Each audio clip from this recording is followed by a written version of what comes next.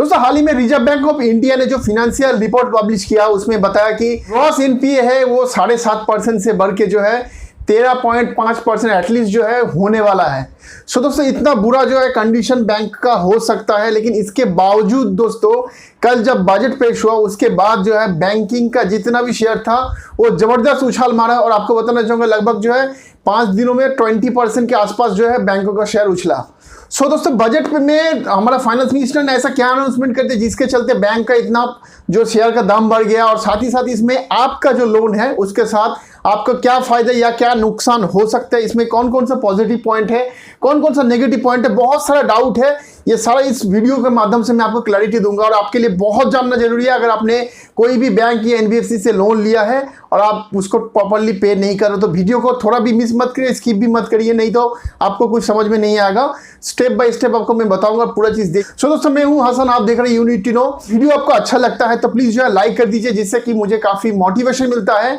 और अभी तक अगर आप मेरे चैनल को सब्सक्राइब नहीं किया तो नीचे दिए गए सब्सक्राइब बटन को क्लिक कर लीजिए, आपको भी finance, credit card, banking related information सबसे पहले मिले। सो दोस्तों आप बात करते हैं विस्तार से। देखिए दोस्तों कल जब बजट पेश होना था तो बहुत लोगों को उम्मीद था फाइनेंस मिनिस्टर जो है कुछ पैकेज या फिर राहत अनाउंसमेंट करने वाला, क्योंकि कोविड के चलते बहुत लोग खासकर middle class and lower middle class लोग जो है स्ट्रेस में, बहुत लोगों का जॉब जा चुका है, बहुत लोगों का दुकान बिजनेस बंद हो चुका है, ठीक से ईएमआई नहीं भर पा रहे, बैंकों का हैरेसमेंट कॉल, लीगल नोटिस वगैरह वगैरह, सब मेंटली डिस्टर्ब है। और इस हालत में सब लोग एक्सपेक्ट कर रहे थे कि कल जब बजट पेश होगा तो फाइनेंस मिनिस्टर की तरफ से कुछ जो है पॉजिटिव कुछ पैकेज या फिर कुछ रिलीफ जो है दिया जाएगा, लेकिन दोस्तों ऐसा कुछ नहीं हुआ। और कल जो है फाइनेंस मिनिस्टर ने एक स्टेटमेंट जारी किया, जल्द जो है बैंकों का जो है खुशी की लहर दौड़ गया। मिनिस्टर ने क्या बताया ये क्लिप देख लीजिए, उसके बाद इसके बारे में मैं बताऊंगा इसका मतलब क्या है और इसके साथ जो है आपका लोन का जो है क्या लिंक का भी ये मैं आगे बताऊंगा। Major cry of all the banks have been the NPAs, for which we have been repeatedly giving capital infusion. In order that the bank books are cleared and cleaned up, we have come with an announcement of a formulation through which the NPAs will be culled out of the bank's books based on some formulation, not any discretion there. It goes to a holding company like structure, which after doing the necessary, sprucing up and also cleaning up and weeding out problems of that particular asset, will be through an open process, attract asset reconstruction companies which can come and bid for those assets. Even at that stage, after some haircut obviously, banks will get some money back to those NPAs for which they only kept provisioning for the NPA but didn't have the wherewithal to dispose them off. Asset management company बोल के एक form जो है create करेंगे और ये जो form है जो एनपीए परसेंटेज है उसको क्लीन करेगा, बैंक का जो बैलेंस शीट है उसको साफ करेगा और इसके थ्रू जो है बैंक को जो है रिकवरी मिलेगा।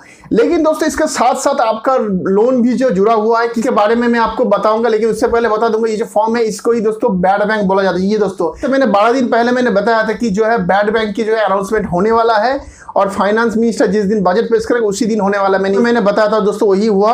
और उससे पहले मैंने बैड बैंक को लेकर एक अलग से वीडियो भी बना, अगर अभी तक वो वीडियो नहीं देखा तो प्लीज देख लीजिए, वीडियो का नीचे जो है डिस्क्रिप्शन में मिल जाएगा उसका लिंक, उसको प्लीज आप देख लीजिए। पहले लोन जो 90 डेज से पेमेंट नहीं हुआ है वो सारे लोन को जो है अब बैंक क्या करेगा, बैंक आपके पीछे भागेगा नहीं कि सेटलमेंट कर लो सेटलमेंट, आपको एक बार बोलेगा, 2 बार बोलेगा, आपने नहीं मान रहा है तो बैंक क्या करेगा, उसको जो है बेच देगा। किसको बेचेगा, ये जो बैड बैंक बनेगा उसको बेच देगा। क्यों, जब भी बैंक का कोई भी एसेट एनपीए में जाता है तो बैंक को एक ह्यूज अमाउंट, मिनिमम 30% जो है उस लोन अमाउंट का जो आउटस्टैंडिंग है उसका प्रोविजनिंग अमाउंट आरबीआई को रखना पड़ता है। उसके बाद भी जो है वो पैसा आएगा कि नहीं आएगा, बैंक के पास कोई जो है निश्चयता नहीं था अभी तक। क्या होता था कि बैंक उसके पीछे लीगल एक्शन लेता है वगैरह, बहुत टाइम खींचता है, बहुत बैंक के पास खर्चा होता है उसको रिकवर करने के लिए, लेकिन end of the day recover होगा कि नहीं होगा उसके पीछे बैंकों का कोई निश्चयता नहीं रहता था। तो जिसके चलते बैंक क्या करता था, छोटा मोटा जो लोन होता था उसको राइट ऑफ करके छोड़ देता था कि भाई राइट ऑफ हो गया, उसका सिविल में रिपोर्ट करके बैंक खत्म कर देता। तो अभी क्या करेगा, बैंक जो है वो राइट ऑफ करके खाली छोड़ नहीं देगा, राइट ऑफ तो करेगा ही करेगा, उसके साथ जो है उस लोन को बेच देगा, किसको, इस बैड बैंक को बेच देगा।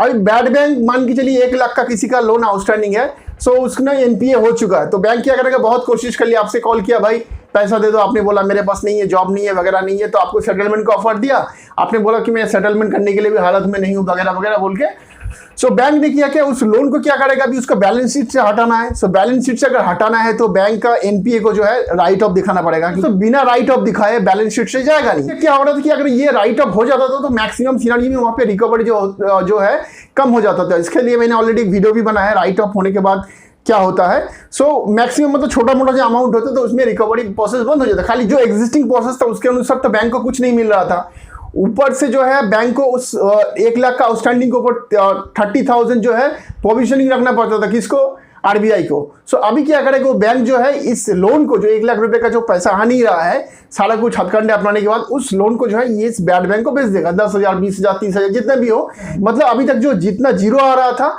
वो जीरो की जगह भी कुछ जो पैसा मिलेगा। सो बैंक के लिए, इसके लिए जो है बैंक का जितना भी शेयर था इसके लिए तुरंत जो है उछल गया, क्योंकि बैंक के पास एक इनकम का सोर्स जनरेट होगा। दूसरा है बैंक को इसके ऊपर और जो है कॉन्सेंट्रेट भी नहीं करने वाला, झमेला भी नहीं है, क्योंकि बैंक कोशिश करेगा, पैसा नहीं है उसको बेच देगा बैड बैंक को, बैड बैंक अब इसके ऊपर रिकवरी चालू करेगा। बताते क्या इसमें नेगेटिव क्या चीज है, पॉजिटिव क्या पॉइंट है। देखिए दोस्तों, बैड बैंक जब क्रिएट होगा, बैड बैंक के लिए अलग एक गाइडलाइन होगा, टोटल अलग गाइडलाइन होगा। जो बैंक प्रोसेस फॉलो करते हैं उसके हिसाब से फॉलो नहीं करेगा। हाँ, डेफिनेटली आपके पास कलेक्शन के लिए आएगा, लेकिन उसका प्रोसेस अलग होगा। इनिशियली मैं आपको बता देना चाहूंगा, गवर्नमेंट जो है 20,000 करोड़ का जो है फंड जो है उसको प्रोवाइड करेगा, संस्थान बनाया जाएगा बैड बैंक। ये कोई प्राइवेट सेक्टर को नहीं दिया जाएगा, फिलहाल ये गवर्नमेंट के पास ही रहेगा। इन फ्यूचर हो सकता है गवर्नमेंट कभी कोई मन किया तो हो सकता है उसका प्राइवेटाइजेशन कर दे, लेकिन फिलहाल जो है स्टार्टिंग जो होगा वो गवर्नमेंट के पास ही रहेगा अथॉरिटी। सो दोस्तों ये गवर्नमेंट अथॉरिटी के पास रहेगा। 90 डेज का जो भी लोन है वो आ जाएगा, उसमें राइट ऑफ वाला भी आ गया, क्योंकि दोस्तों राइट ऑफ के बिना वो बैलेंस शीट से हटेगा। तो ये क्लियर हो गया अभी कि राइट ऑफ जो भी लोन हो चुका है उसके ऊपर भी जो है बैड बैंक का जो है वसूली हो सकता है। सो अभी तक इसके बारे में कोई क्लैरिटी नहीं था, लेकिन सीतारामन जी ने जो बोला कि बैंक का जो बैलेंस शीट है उसको क्लीन करना है। सो बैलेंस शीट से अगर आपको एनपीए हटाना है तो एग्जिस्टिंग जो प्रोसेस है उसका एक ही प्रोसेस है कि उसका राइट ऑफ दिखाना पड़ेगा, तभी जाके वो एनपीए हटेगा। सो इसका मतलब ये होता है कि जो भी राइट ऑफ केसेस हो चुका है, जिनका भी लोन राइट ऑफ हो गया, उसको भी जो है दोबारा रिकवरी करने का शुरुआत हो सकता है बैड बैंक के थ्रू। सो दोस्तों ये एक नेगेटिव पॉइंट है। अब बात करते हैं दोस्तों पॉजिटिव पॉइंट है। देखिए दोस्तों, कुछ लोग जो है विलफुल डिफॉल्टर होते हैं, जो कि जानबूझ कर नहीं देता है पैसा, और कुछ लोग जो है एक्चुअली उन लोगों को जो बेनिफिट नहीं मिलता है, वो पेमेंट तो करना चाहता है लेकिन उनके पास ऐसा शर्त बैंक रख देता है जिसके चलते पेमेंट नहीं कर पाते। एग्जाम्पल के तौर पे बहुत लोग रिस्ट्रक्चरिंग की मांग कर रहे थे कि भाई मेरा अभी इनकम कम हो चुका है, मुझे ईएमआई का अमाउंट थोड़ा कम कर दो, मेरा 10,000 था मुझे 5,000 कर दो, लेकिन बैंक मान नहीं रहा है, रिस्ट्रक्चरिंग दे नहीं रहा है, उसको बोल रहे भाई आप एलिजिबल नहीं हो, आप पूरा 1.5 लाख पे करो, पूरा 2 लाख पे करो। तो उस हालत में बहुत लोगों का एनपीए हो चुका है।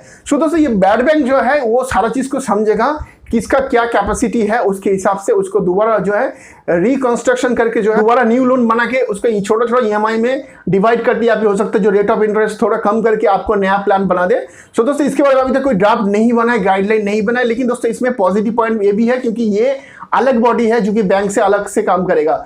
सो यहाँ पे आपको ऐसा ऑप्शन मिल सकता है जो कि हो सकता है आपका लोन जो है आप पेमेंट कर पाओगे और जो इन फ्यूचर जो क्रेडिट स्कोर है उसमें इंपैक्ट जो है कम हो।